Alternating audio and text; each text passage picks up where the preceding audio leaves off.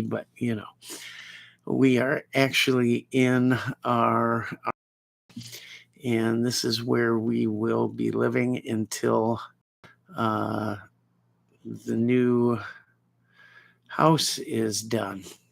I don't know what just happened to the stream there, but that was very strange.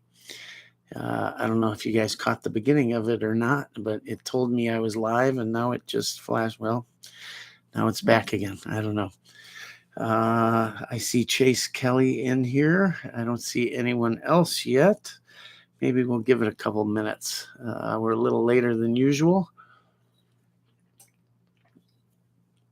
but we'll give it a few minutes here. I see Ross77 is here. How are you, sir? Can everybody hear and see okay? Any lagging, anything like that? We are also on a temporary internet connection that I have not perfected just yet. But I'm hoping it's okay. If one of you guys want to comment, that would be great. Tell me how it's looking, sounding, all of that good stuff. Hopefully everything's good. Yeah, we got 4 people in here. I guess I'll kind of start over a bit here. There'll be a few more people joining. I'm sure we're a little later than usual by about an hour.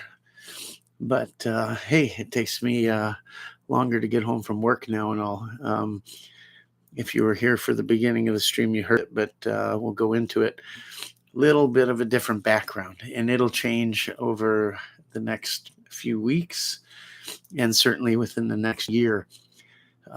We crossed the border. We crossed the Cheddar Curtain into Wisconsin permanently.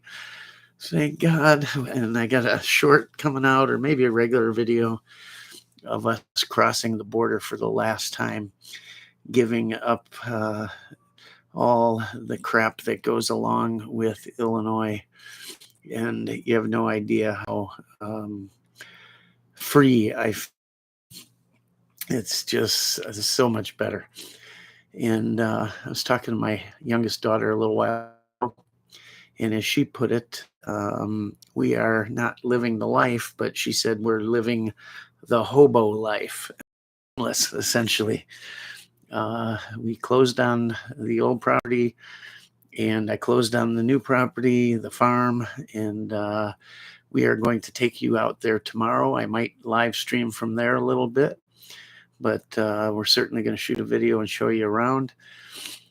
I haven't seen us for the last few weeks because it's been utter chaos. The move, let me tell you about getting the shop broken down, put away, just transporting the guns and stuff. If some of you have never had to move your collection or your shop or workshop or garage or wherever you do your hobby stuff, your gun stuff, reloading, all that good stuff, it is a trauma, to say the least. And I started breaking down the shop about 7 or 8 weeks ago, and it began with some of the peripherals, but I had kind of put off the reloading till last because all the presses that were bolted down and the benches and all the hanging stuff on the pegboards and powder, primers, bullets, brass, chemicals, cleaning things, and on. Shotgun presses, pistol presses, rifle presses. Just, you don't realize what you have till you break it all down. And I started boxing it up, most of it into small moving boxes, because most of what we deal with hobby are heavy things, right? You've got dyes and you've got lead and you've got all these things. And I gave myself a good 2 months to get started on it. And as the shop got clearer and clearer, and then the shelves came off the wall and the memorabilia came off the walls, it became more and more real. And I had the garage pretty much done except a couple things, or so I thought. And then, of course, there was the gun room and the studio where I normally do this, along with the rest of the house. Now, just to clear out the gun stuff and all that took one extremely large storage locker itself. Then we had another one that filled the rest with homeowner stuff, lawnmowers and quads and sides and implements and all kinds of things. And then and I kept saying, we're going to need more space. We're going to need more space. And she said, no, we'll be fine. Well, the movers got there and they did all the furniture and the big stuff. And when they finished, it was filled to the gills. I asked them for an aisle so I could get to things during the next 8 months to a year. Yeah, no aisle.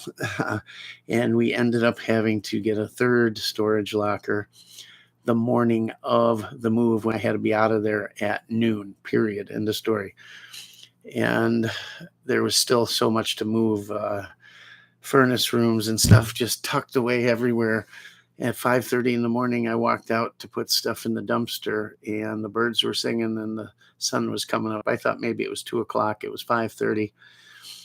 I laid down for an hour and got up and went to work, and then I had to get stuff to the storage locker. We finished with 20 minutes to go or so, and took the majority of the rifles the last day. And if you have ever tried to transport a large collection, you may have a boatload of cases, right? Cases just appear sort of, right? You know, maybe you buy a few or a special one for a special rifle or whatever, but they kind of appear over years and years. And I had literally stacks of them.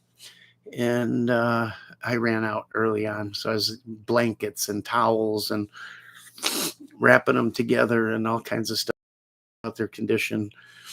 And actually got them in all over the place right now. They're spread between families' houses, everywhere. But all climate controlled. Everything's good. But when I stay exhausted that last day, I remember walking through the garage and my daughter going, "What's wrong, Dad?" I said, "What?" "Nothing." She says, "Well, your legs aren't moving. You're like dragging." And at one point I thought, if I just fall down face first on the cement here in the shop, I'll just stay there and I'll sleep and it'll be better than how I feel right now.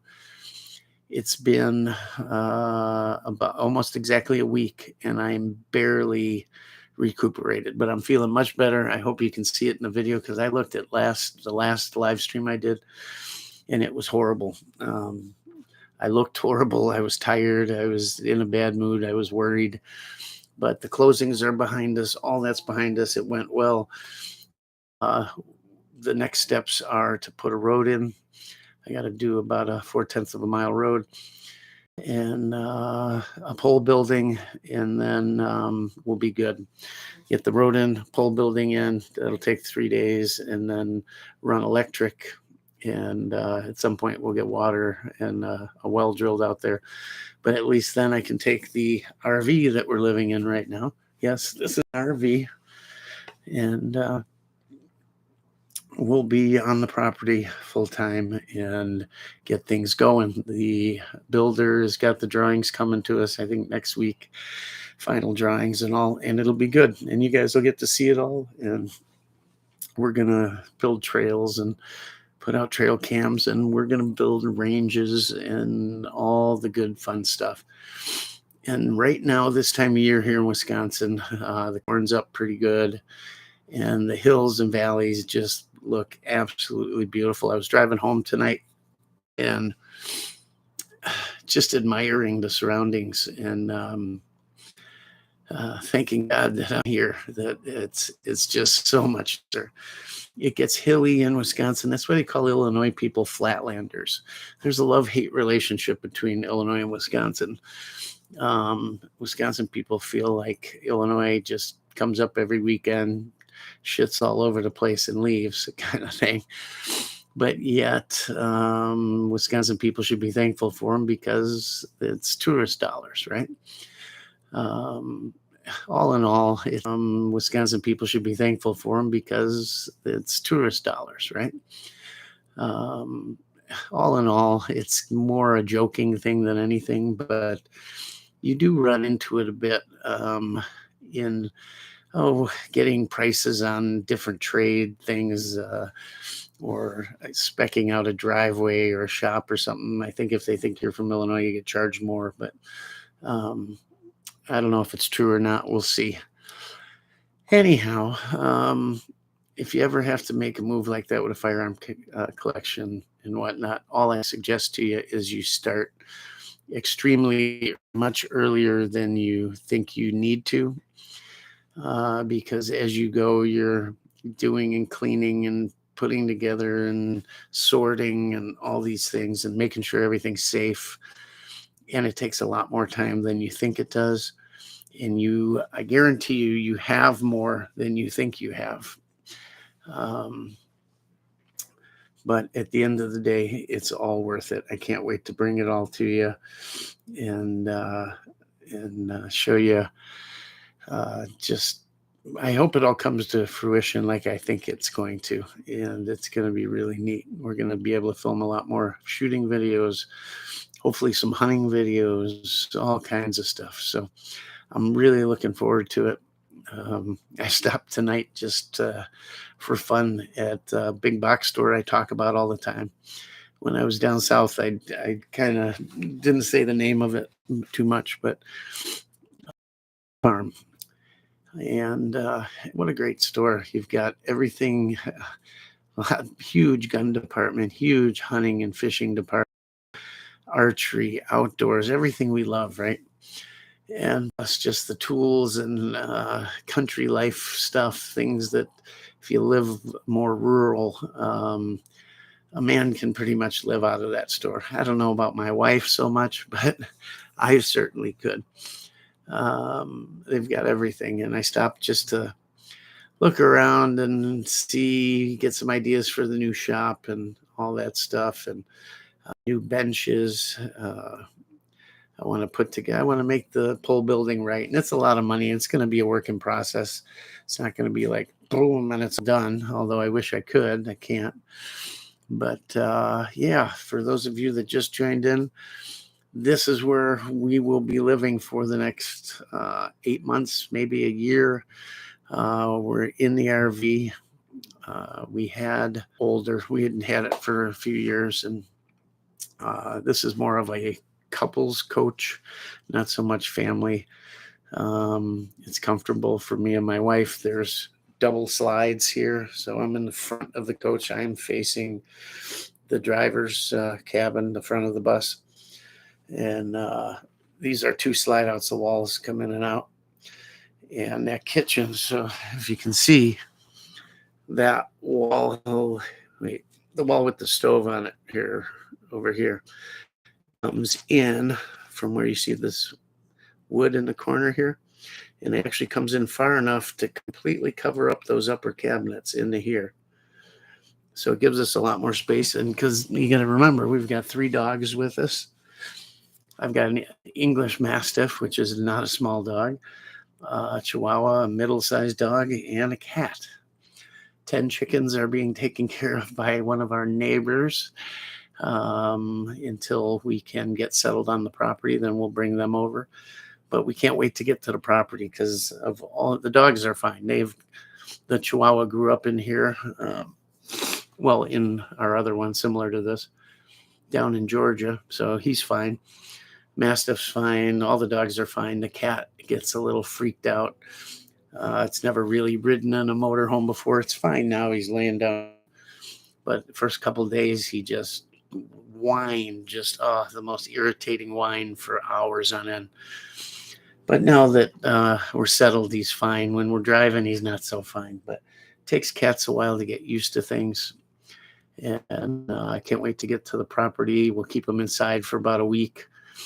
And then we'll slowly let him outside, and he'll stick around. He knows where his food comes from and all. We've had him for 15, 16, 17, 18 years. I don't know, something like that. And so I can't wait to get on the property, get the animals adjusted. They can be outside a lot more because the cat's usually outside all the time. And as you can tell, it's killing my allergies because I'm allergic to cats. But yeah, so big kitchen, 2 slide outs, so more floor space so the dogs can stretch out. In front of me is 2 captain's chairs in the driver's compartment. And actually, when we're stopped, you can flip around the 2 captain's chairs, and there's a table between them. Let's see, over here, this is a big buffet counter space. This TV here, I hit a button, it goes down into the counter. And there's a fireplace down here, windows. This is the dining table that everything's sitting on. It slides out. You can set it as a 2-person table, slide out further, a 4-person table. And then there's 2 more chairs that go under the bed. Let's see.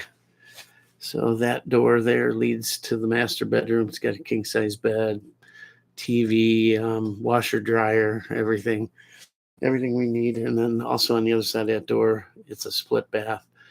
On this side is the bathroom and shower. And on that side's a sink and dressing table. And what you see behind this artwork here, it's got a residential refrigerator, not an RV fridge. Full residential convection microwave oven, stove top, everything. I mean, it's just like being at home. If we can't plug in, I've got a generator on board and inverters and all kinds of ways to make power.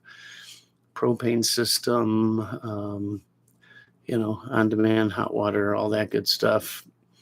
TV outside, awning, everything's LED. Lots of storage underneath. Our internet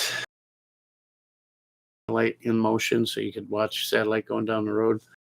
I will probably move it over to this one, but we've gotten away from and unplugged. But internet is another story. We normally would work off our phones, or if you're at, let's say, a campground, which we never were, we were always dry camping at a racetrack or something. So you used your phone or a hotspot. And we were using that, but quickly, my wife works from home, so she works right from where I'm sitting here, and she needs high-speed internet. And we have Starlink, and took the dish from home. They make an RV system, but it's like $2,600. Just didn't want to spend it, so we had the dish from home. Although right before we decided to do this, I threw out the tripod. Although I said we should keep this. No, throw it out. Okay, now we need it. So I spent a couple hours at Farm and Fleet piecing together a tripod made out of a, let's see, what was it? A lawn furniture umbrella base, a antenna mast, the dish, some clamps, and all kinds of stuff. And it's working, I hope. I'm hoping everything's coming through. I think it is. Anyhow, we are at a nondescript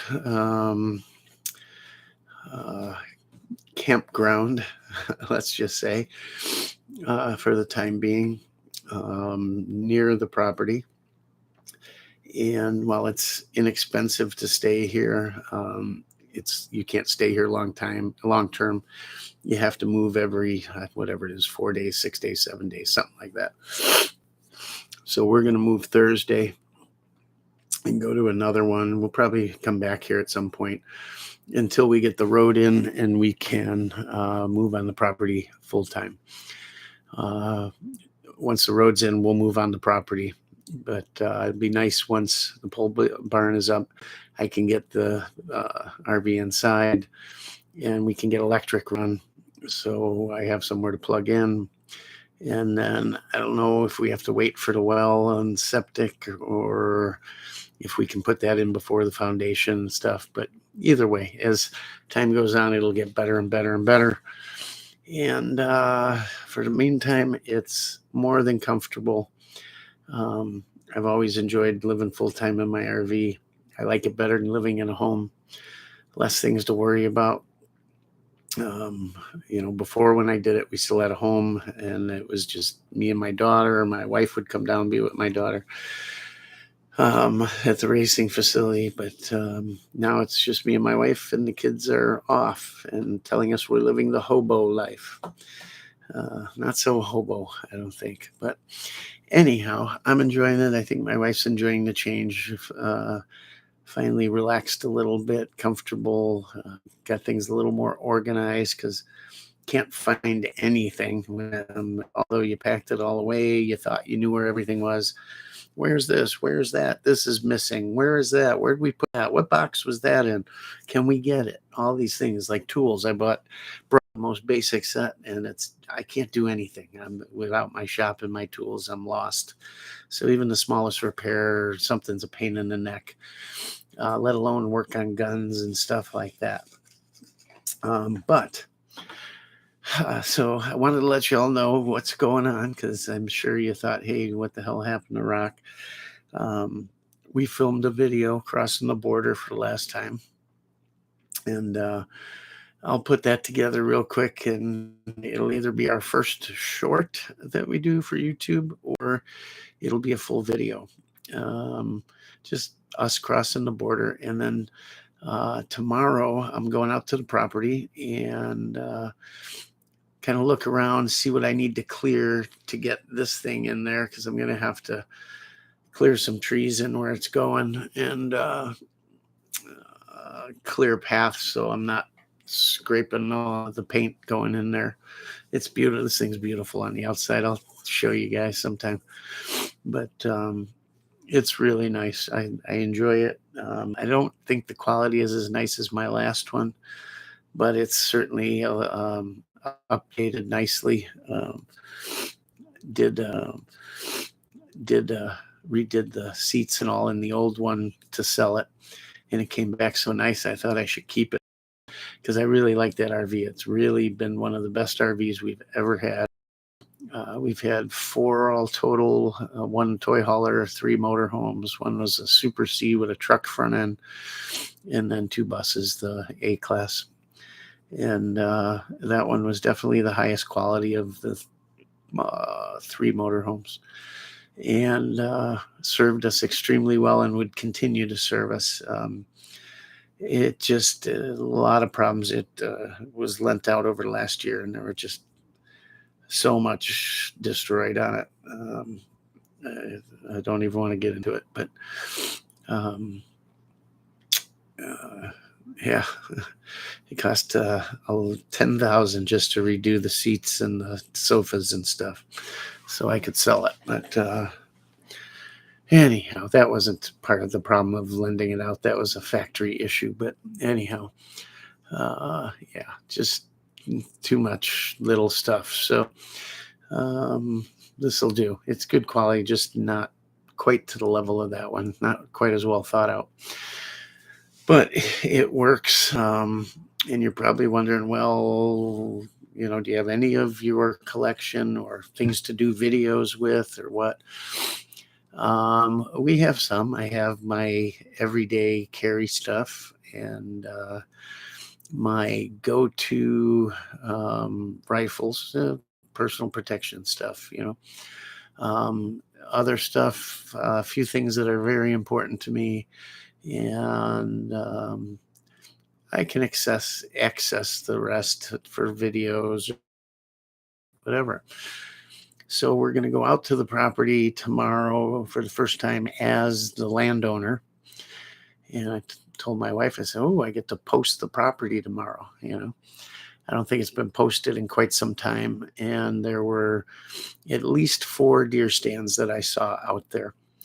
The property was owned by someone who lived not in the area. It was an out-of-towner investment property, farm. And so no one was there to watch it, really. There was a farmer leasing it. Maybe he watched over it. He did not have hunting rights because I inherited the lease from the previous owner. And I noticed walking the property at least 4 deer stands. Some of them older, some newer. I can't really say if they've been active in the last year or not. One looks as if it's pretty new. I bet it is. whether it's the farmer that leased it or his family using it to hunt, I don't know. I think they live fairly close, and I have three different farms that back up to our property. So who knows if they, everybody's pretty tight. I would assume that they knew that it was an offsite owner, and maybe they were hunting it. But it is there's a deer highway going through it. We're kind of the only larger wooded area for miles. So a lot of refuge for them. Seen a lot of deer, a lot of sign, sheds, turkeys, every type of wildlife you could imagine. I'd like to get some pheasants going on there, plant some. And so tomorrow I'm going to go out and post it. I'm going to tag those deer stands. They're portable for the most part, either ladder stands. I think there's one climbing stand that's up there.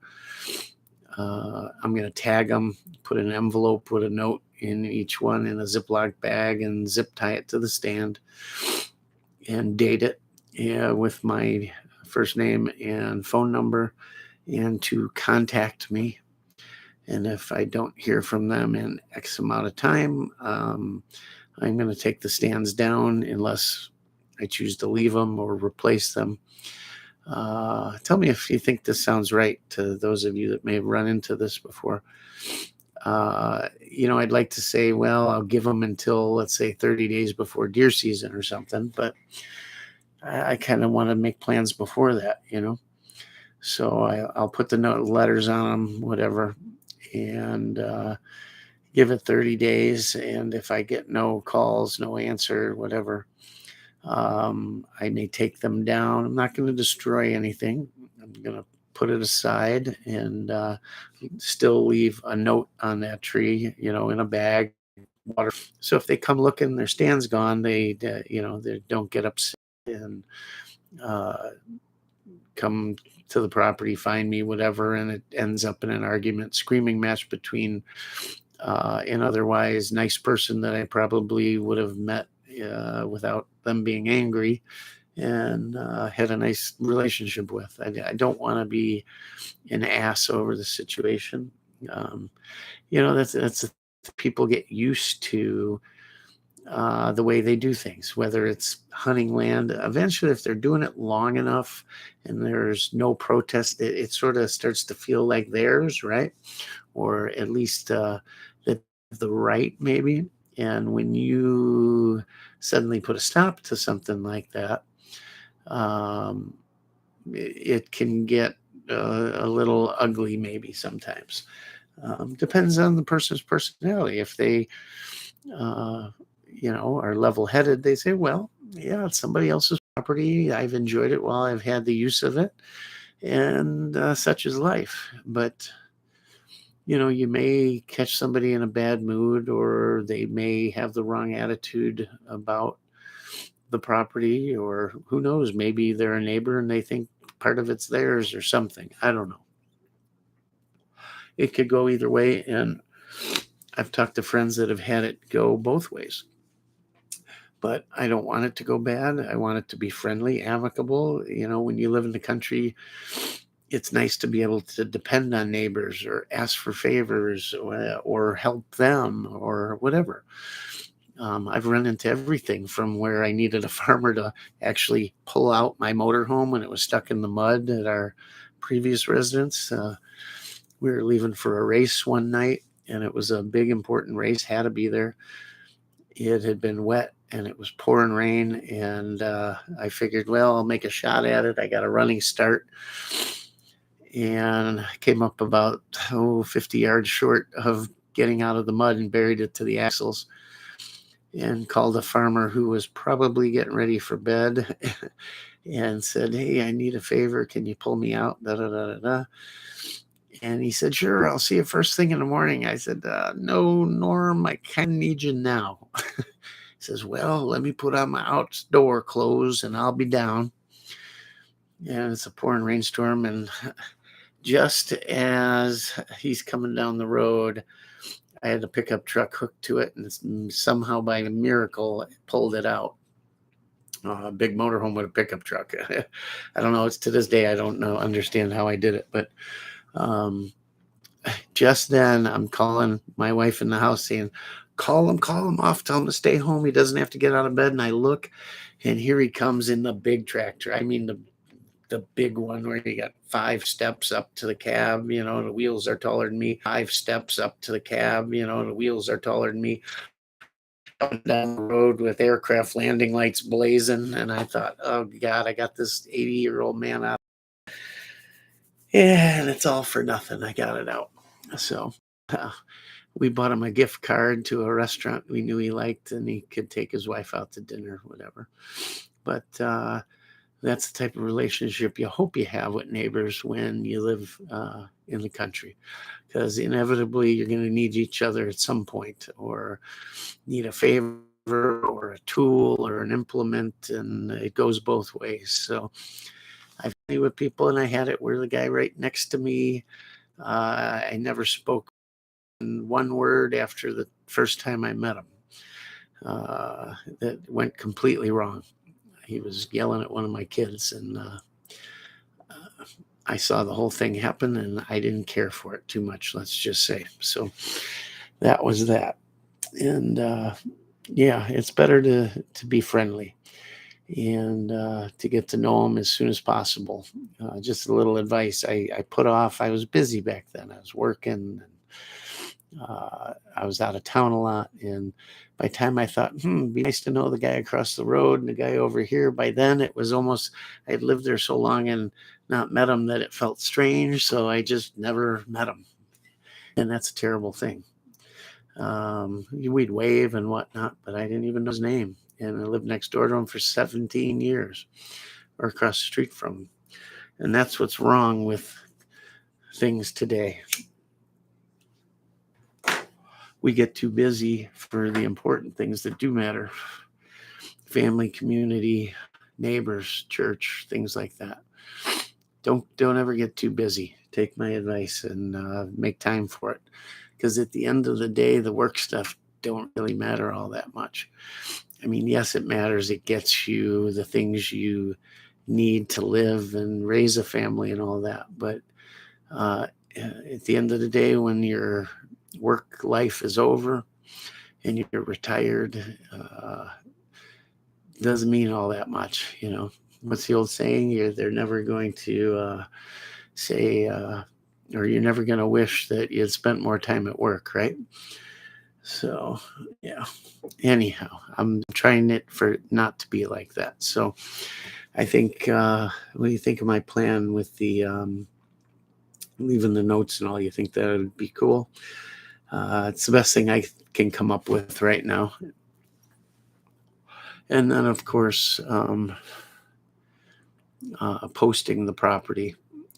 And I know there's some legalities on that as far as every so many yards. And now I heard something about these purple signs or something. I don't know if these purple ones are different or mean something different. They say the same thing on them. But I do remember reading somewhere about these purple signs and purple markings. Mean no trespassing, this and that. And I saw them both. I guess I got to look up state law. I posted our other property, family property up in further north over the years, and magically they all seem to get torn down somehow.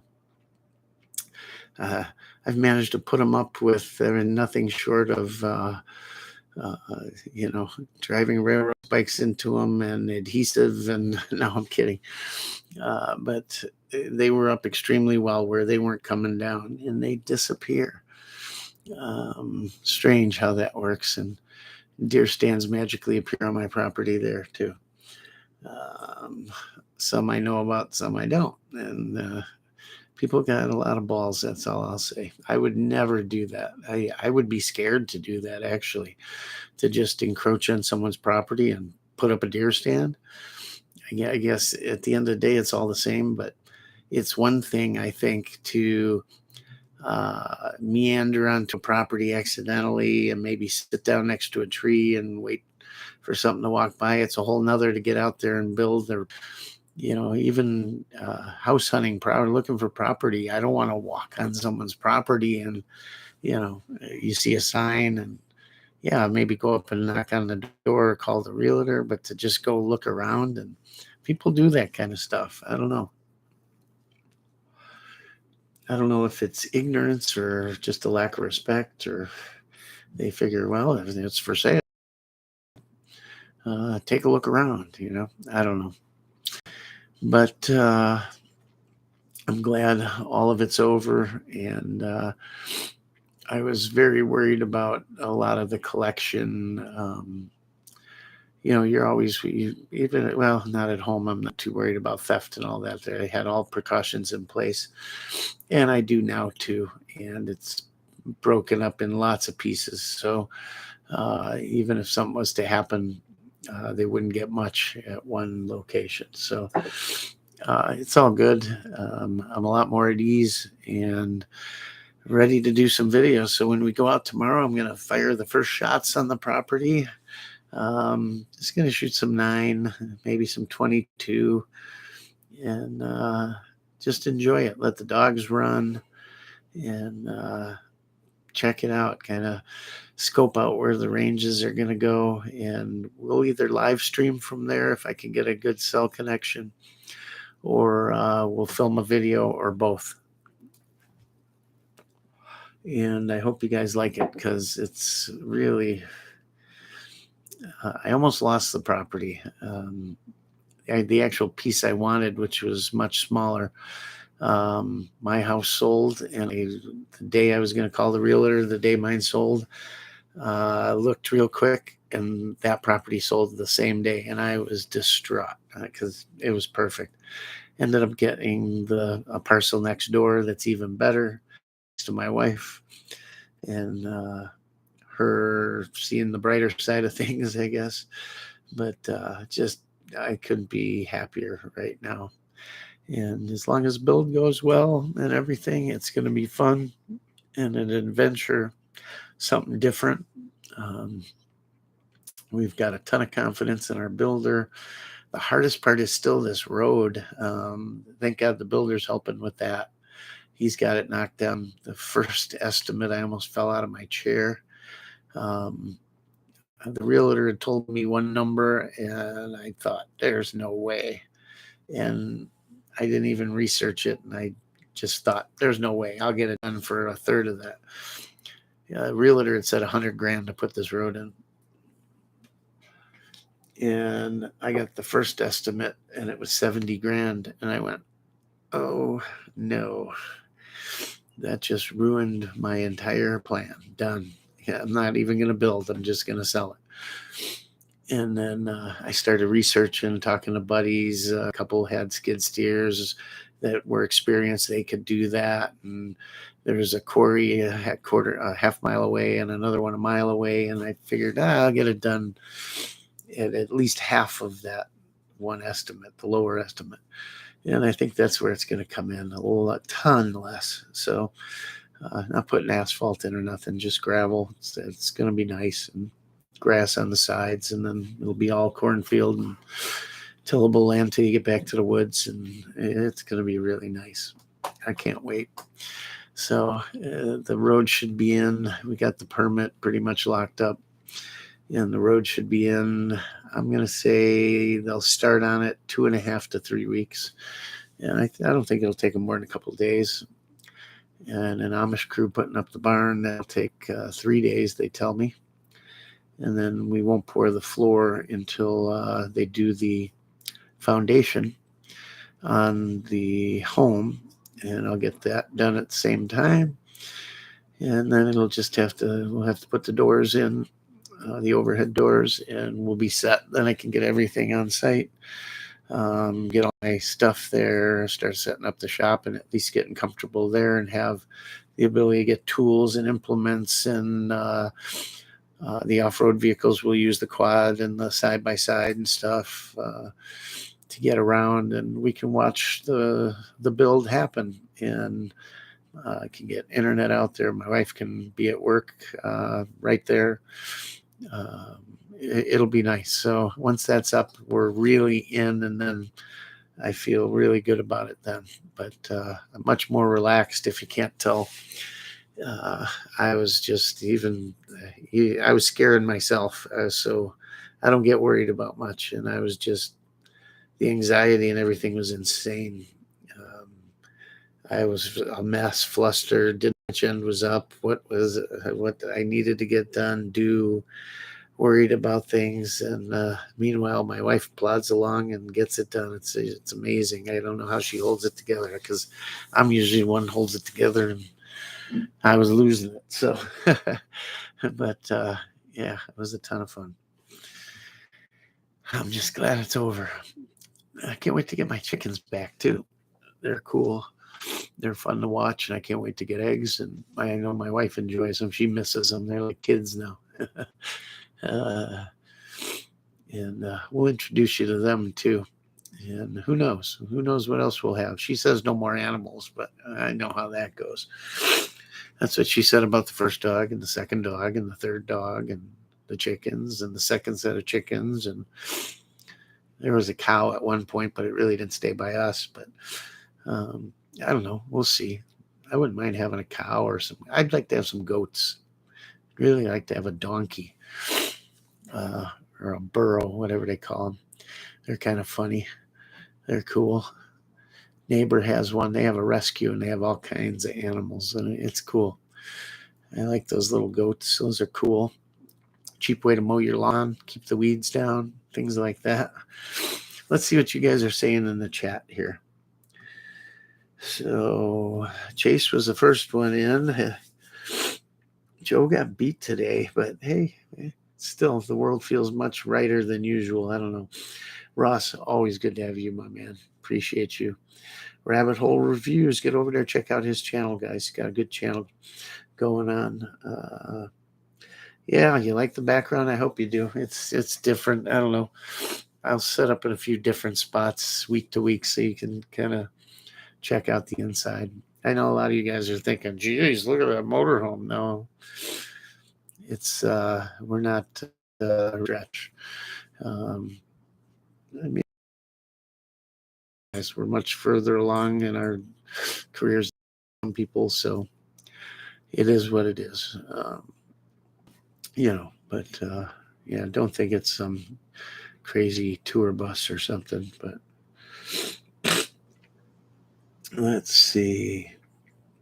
Oh, I appreciate it, Chase. He says congrats. Yeah, I'm really I couldn't be happier and more relaxed. You have no idea, although I've been a Wisconsin resident for a couple decades, and tried to spend at least half the year there. Still kind of home with the kids and all was Illinois. And living under those laws and everything as they got worse and worse and worse, I just couldn't do it anymore. I felt like a criminal all the time, even though I did everything to follow all the rules. It's oppressive. And I can only imagine how those living in countries governed by socialist agendas or socialist communist governments. I mean, for those of you that have lived your whole lives in truly free states, where you don't have to have a license for a firearm or a FOID card or waiting periods and all this other craziness, and then bans that come through in these states, like the assault weapon ban that came up in Illinois and all this stuff. That was the final straw. We had been kicking around for a long time. But when that passed, I turned to my wife and I said, that's it. I'm done. And I mean it. And when we decide something, we're done. And she had enough too. It was just everything. Taxes. If you live in one of these states, they slowly smother you. It's truly the frog in the pot. The water is getting warmer and warmer, And one minute you finally take notice that, hey, it's boiling. And you got a choice. You either jump the hell out right now or your dinner, right? And that's how it is. One morning you wake up and you go, this isn't how it's supposed to be. I went from, not thinking twice about shooting on my property to literally putting the truck in the garage or backing it up so a neighbor couldn't see me loading stuff. And try running a firearm YouTube channel while you're doing all that, and all of it just got to be too much. And while we didn't see much of it in where we lived, there's still, you never know who the neighbor is or who the friend of a friend is or who your kids' friends' parents, what their thoughts are. And while most of them were just like me or you, uh, red-blooded, patriotic Americans that enjoy our freedoms, there were some that absolutely were not. And, you know, being a Wisconsin resident, crossing the border, I'd go down there for shoots to hang out with friends, shoot on their property, shoot at my club. Who knows what happens if you get pulled over, and um, you've got totally illegal firearms, but you get pulled over, and God only knows some loophole in the law you're not familiar with, or it's too much. And I can't even imagine. Well, I can't imagine what it's like to live in other banned states. Not as bad as California, but their assault weapon ban certainly is as bad or worse than any of them. Um, I don't know if it's as bad as New York. Pretty damn close. Name me another state that's got the FOI thing and everything. And I just it felt like that guillotine was hanging over my neck all the time. And that is a terrible, terrible way to live. I truly feel sorry for people that are in those states and can't get out, and people say, well, why don't you just move, like I did. But think about it. Most people can't. You've got family, you've got kids in school. Maybe you have elderly parents that need your help, or anyone. Were high, they can't sell to get their money out. There's a million reasons why someone can't move. Maybe when they bought their home, things were going great, and then in these banned states, they're typically Democratic states. Maybe the job market's dried up. Maybe they missed a few payments. The credit can't give it. Maybe the credit can't get them out of there. That's a real thing. Maybe they owe more than it's worth. Whatever the case may be, maybe they've got kids in college and they're getting in-state tuition, or who knows? 2 million reasons why, but it's hard. Everybody just can't pull up stakes and go. But I remember that morning. I said, "That's it. I'm done." We're thinking Tennessee and this and that. And the morning that happened, I put about a day or two of thought into it. And I just said, nope, we're done. Get it on the market. Let's go. And it was kind of a last shot deal where I thought, man, this housing bubble is starting to kind of pop. And rates were already 2 or 3 increases. And here, that'd kill a lot of people right now. I'm going to pay more on a mortgage. I just am, but it's well worth it. Hopefully the rates come down a bit. But the way I look at things, and you guys know my feelings, I've talked about the economics of everything that's going on and inflation and all that. I didn't care as long as, I cared, but I figured it was my last shot. Maybe I can get out of that house what I needed to get out of it. Maybe I can still buy a property, which it's hard to find right now. Where we moved here in Wisconsin, they come on and they're gone. And the stuff that is available is either You think, oh, you're just buying raw land to build a house. It's easy. Go buy a piece of land. There were hundreds for sale, and none of them even came close to fitting compared to what we finally found. And we got lucky, frankly. And for the first time in my almost 60 years, there's Wisconsin property bringing way more than stuff in Chicago and outlying areas. It's actually more now to live in Wisconsin because everybody's fleeing. And Chicago's close enough to the border where you can hold a Chicago job and live over the border. So you see a lot of that, and that's driving prices up. And frankly, it's I'm sure it's upsetting a lot of the local smaller towns there. And I can see why it upsets them, because they see, well, in some cases, their real estate value goes up and they enjoy that. There's others that now can't buy a home because the prices have been driven too high for people that are working locally or whatever. So and that upsets people. It does strange things to economies on borders like that. Yeah, you got Milwaukee, but it's still different than Chicago. Thank God. But not all that much different in Milwaukee, unfortunately. If we could get rid of Milwaukee and Madison, this would be a magnificent state completely. I'd never leave.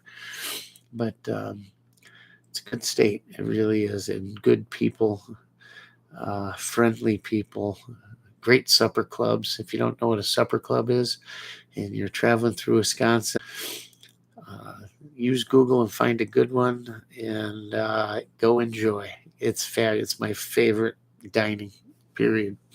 Not my wife so much. she'll do it for me, and she likes it, but it gets to be a bit much for her. It's heavy guy food, I call it. I don't know. But it's a great state. It really is. And I truly feel sorry because I know how that oppression feels. It's depressing. It's demoralizing. It's it makes you fearful. Some other descriptors here that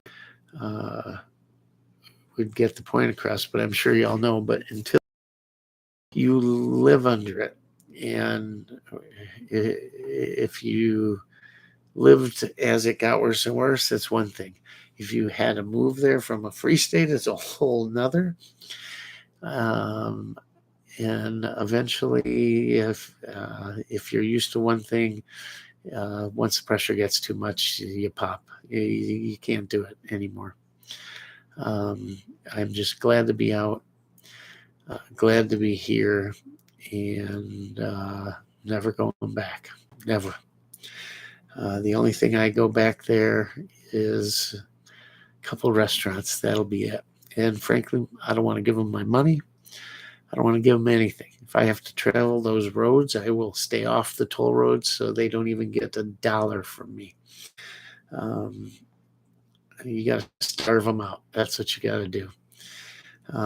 If some of you are thinking about it and you're in a similar situation, take the leap. Take the leap. Just do it. If you can at all figure it out, don't worry about a little loss or a little more, whatever. It will be worth it in the long run, because those states, as you can see, are not getting better. They're getting worse and worse and worse. I've got friends from San Francisco that grew up there. I remember being there as a kid and a young man. It's not even recognizable anymore. San Francisco was beautiful and great food and Fisherman's Wharf, and it's magnificent. And now it's unrecognizable.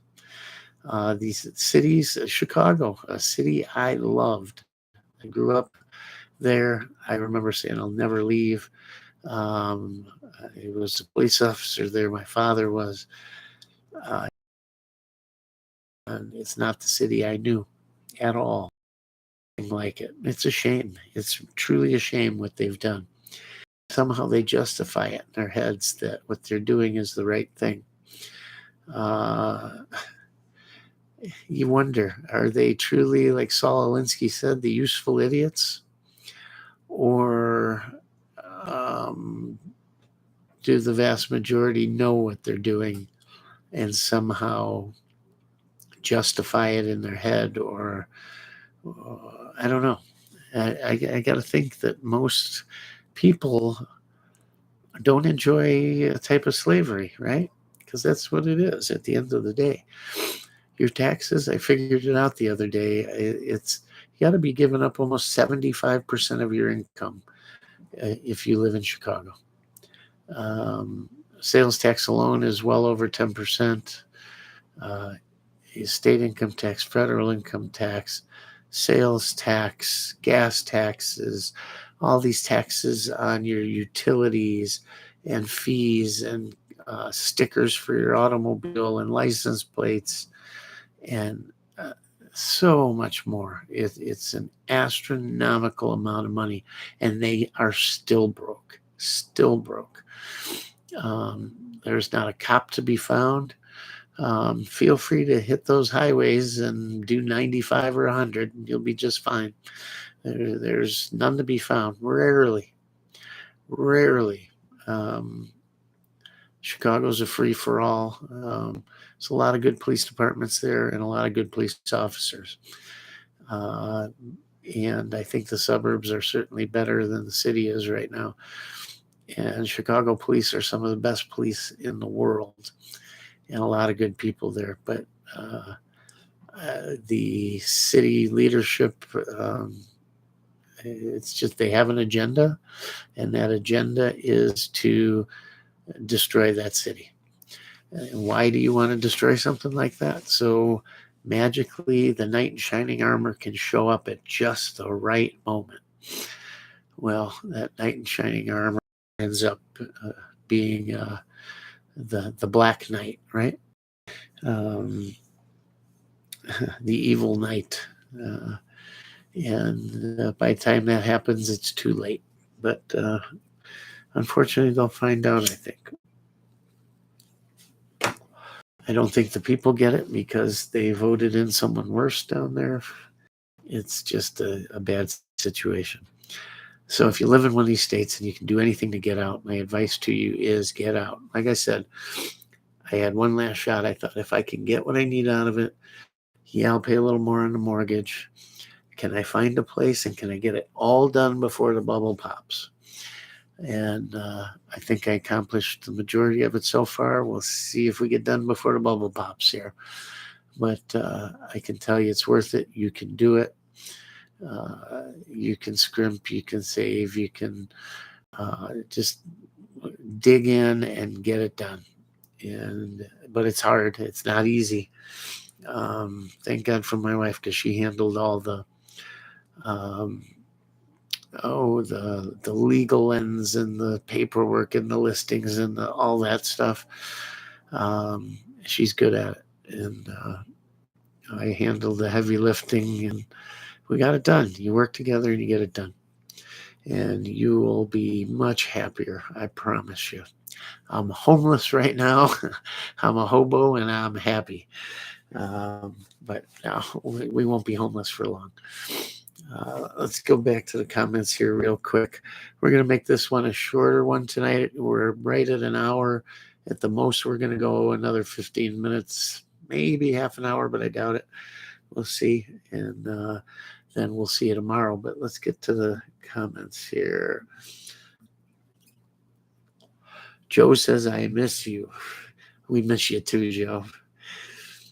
Chase, it was very weird and cautious when my Silverado was packed twice and all of my cases coming to new home.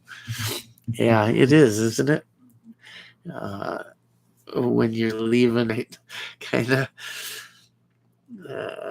some people freak out about it, man. They don't want to move with that amount of whatever.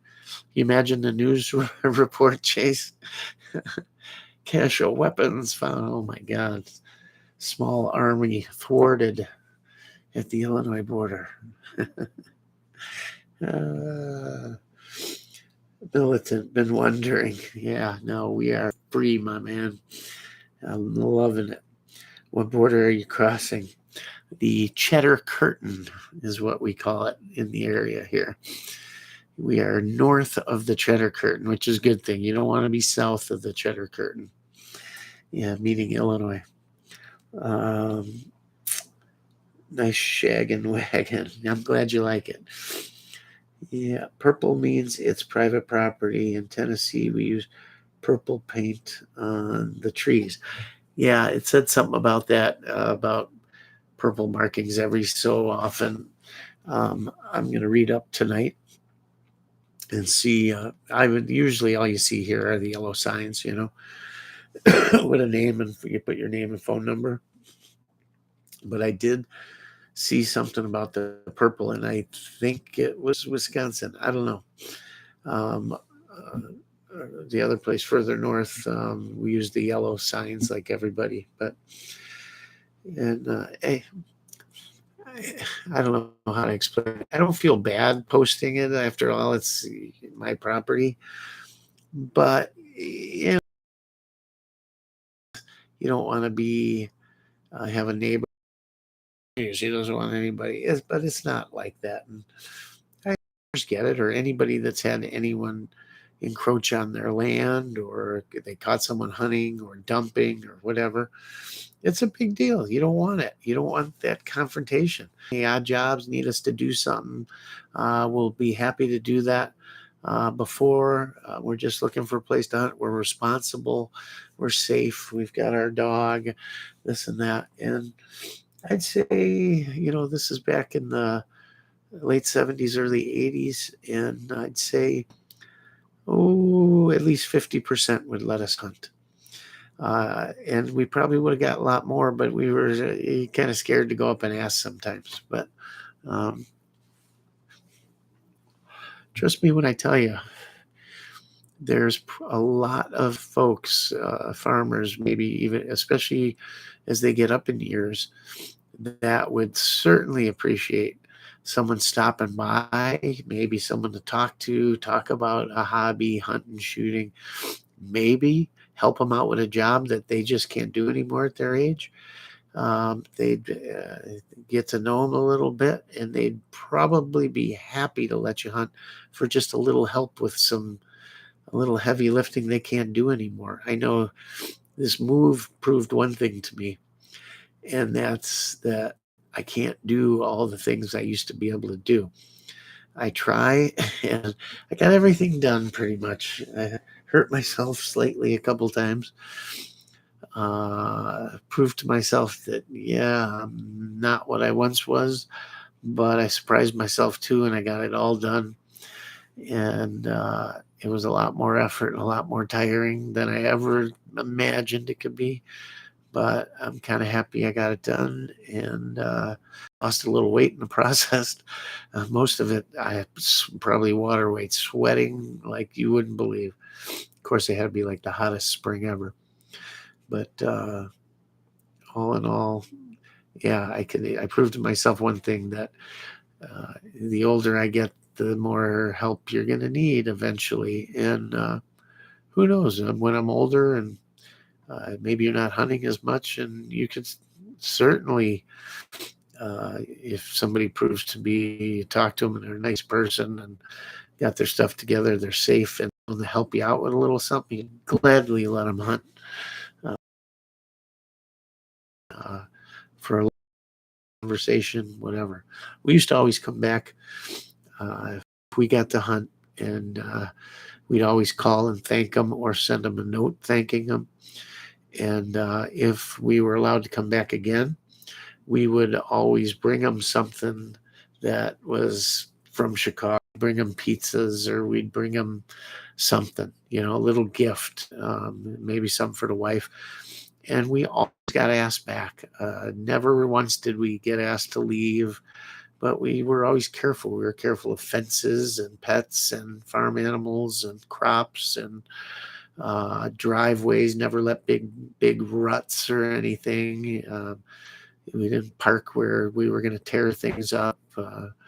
We were respectful, and because we valued hunting. It was so hard to find a place to hunt on private property. I really, really love pheasant hunting.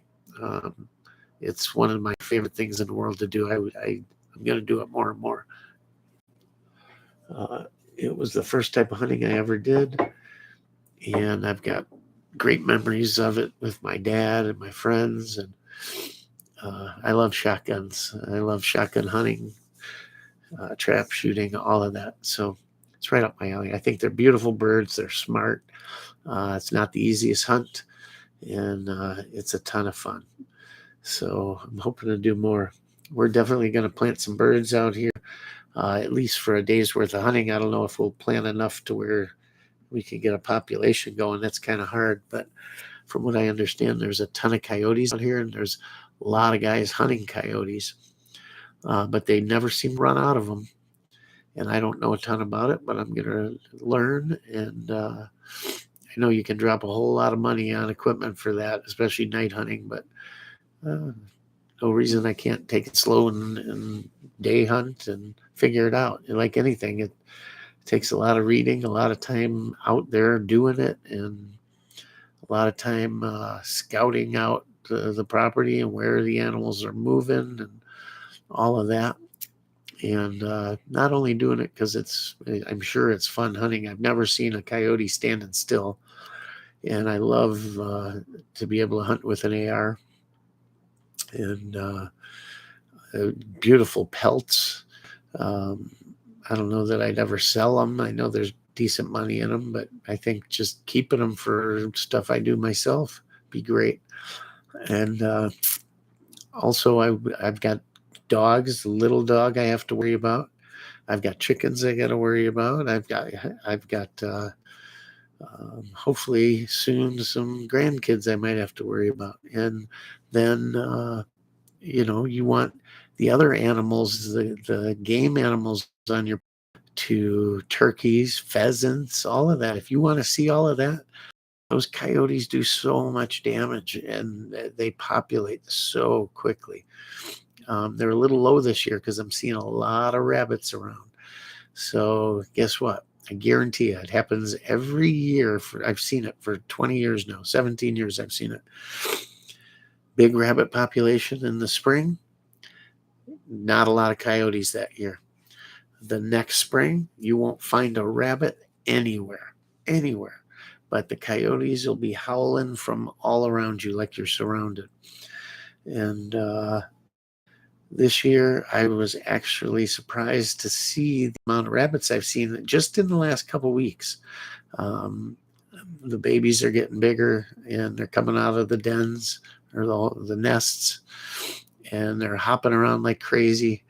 And it's not a banner year for rabbits. I've seen some years where they are everywhere.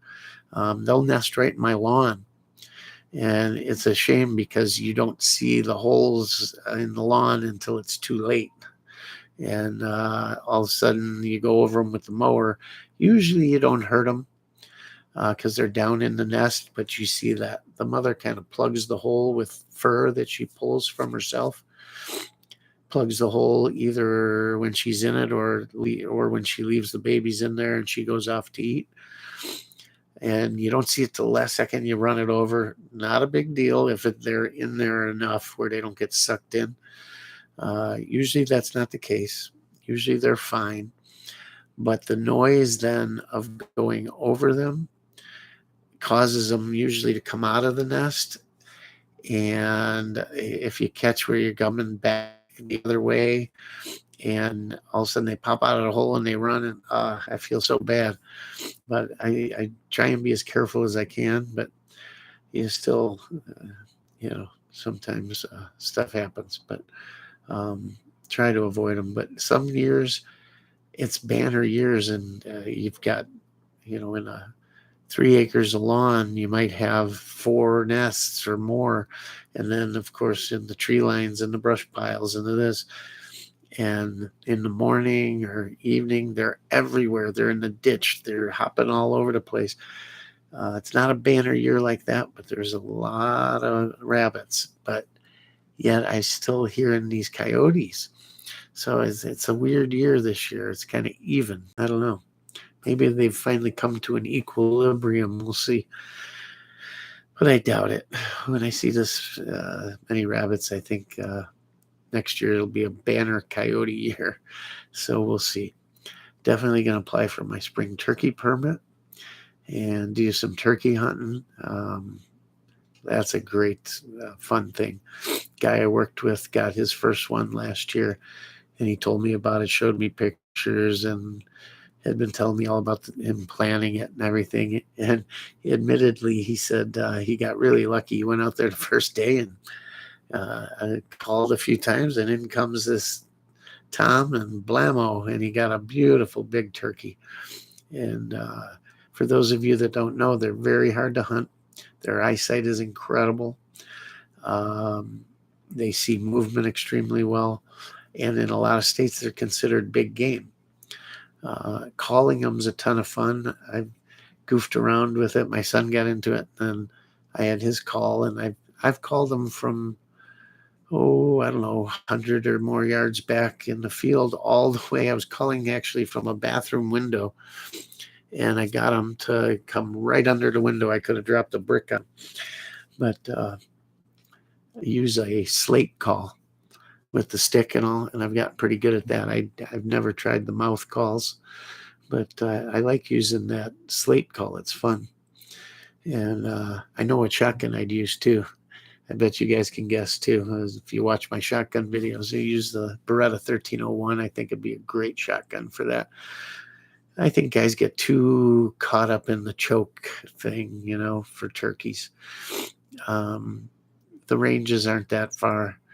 And I'm pretty sure some number 2s or 3s even can do some pretty good damage at out to even 25 yards with a wide open choke. I wouldn't be afraid. Hell, I wouldn't be afraid with 7.5 shot on a wide open choke at 20 yards. No problem. Nighty night. But anyhow, I got so many things I want to do, so many plans, so much fun. I just think about it all the time. And it's going to be a lot of fun. Be really great. Get the kids up here, and then hopefully one day some grandkids, and just make it a super fun place for them to come and hang out and teach them everything and like my grandfather did, taught me how to fish, and my dad taught me all the hunting and everything and the guns. It's a good time and a hobby for life. So it'll be fun to bring it all to you guys. Sure, we'll make some mistakes along the way, and but all in all, I'm thinking I can do it much better than the first time around because you learn a lot. But I'm sure there'll still be some mistakes. I just hope they're small ones. That's all. We'll see. But it'll start with the road and all, and it'll start tomorrow when we bring you out there in either live stream or video. So, been on for about an hour and 15 minutes. Oregon Fixer is here, but he retracted his message. What was so terrible? Were you making fun of me again? From grammar school and even into high school and later, his dream was always to go to California, and he looked like the dream California surfer kid, tall, 6'5", 6'4", blonde, Swedish, tan, and we'd down at the beach in Chicago, North Avenue, or Oak Street. He was a lifeguard down there, and spent our summers goofing off, drinking beer, chasing girls, all that good stuff. And all he could think about was California, and he ended up going to school in Arizona. Went to California for a little bit, but ended up in Arizona.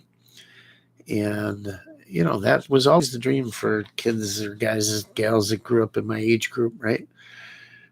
Started earlier in my age group with the whole California surf music thing, the Beach Boys, California Girls. David Lee Roth did his version, all that stuff. Yeah, it was always the dream. Go be a surf beach bum, right?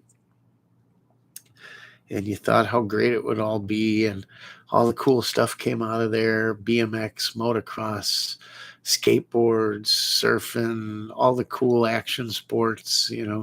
And I remember racing BMX thinking, man, if I could get out to California and race for one of the teams out there or something, it'd be so cool. And who would have ever thought that no matter how beautiful, no matter how much going on, no matter how many blonde bikini teams, you couldn't put me out there on a bet. I don't even want to go see it. There's nothing there I want to see. I'd like to see some of the redwoods maybe, but that's about it. It would be nice to drive down, what is it, A1A or whatever, but not now. I can, the rest of it, the bad outweighs any of the good. I want nothing to do with it. Can't even imagine. Everything bad in the country starts out there. And we need to take it back somehow. Don't know if it can be done, but this Newsom is nothing but a cancer. You're absolutely right. That's a perfect word. What's he want? Another 28th Amendment to remove the Second Amendment, change it. Lots of luck there, pal. But never say that on a lot of things, and it's passed. So be very wary. That guy, nobody in politics today irks me more than that guy. Smiling douchebag, Yeah, yeah. Something about your face. Can I do anything about it? No. It's just something about your face. I'm going to put one right in your suck hole. Anybody know what movie that's from? I know y'all know what movie that's from. Come on. Cult favorite. Anywho, yeah. So I'm looking forward to it. Hope you guys enjoyed it. I know not a lot of gun content today, but at the end of the day, that's what it's about. It's about preparing for more fun than ever, and the ability to bring you more videos and more reviews, more shooting, more testing, more reloading, more everything. And we'll even throw in, I've got plans. This is going to be more of I don't want to use the word and have my wife think that I get some hillbilly viewpoint on the thing, but I view it as kind of a homestead. But I think a lot of people are getting back to that. They're being more self-reliant. They're learning to do things for themselves and provide certain things for themselves, like something as simple as eggs, having chickens, Are they a lot of work? No. I mean, you got to build a coop, and that's the hardest thing. But taking care of them day to day isn't that big a deal. You worry about them more than it's hard. Make sure they got water, make sure they've got food, and make sure they get back in the coop at night and the door's closed and nothing can get to them. And that's it. And you got eggs and fun watching them grow and all that different stuff. They do funny stuff. Just don't keep them too close to your house. Because, man, those things can poop, let me tell you. Holy cow. Trying to move. Every time I walked out to the garage, they were in the garage and pooping from one end to the other. The minute you chase them out of the garage, it's pouring out of them, Nightmare. It's bugging the hell out of me.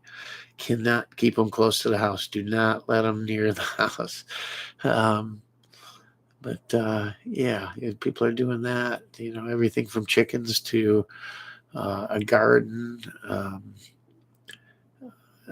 you know, doing more of their own food, baking their own bread, stuff like that, you know, and uh, just having the ability and the knowledge to do it if you have to. I'm not saying you have to, but experimenting, playing around with it, knowing that if you need it, you can, sort of thing, is a big relief too. You know, um, I never worry much about myself. I could get by on very little if I needed to, but you worry about the rest of your family. You worry about your kids, and you worry about their families, and you worry about your wife and your mom and your dad and your everybody else.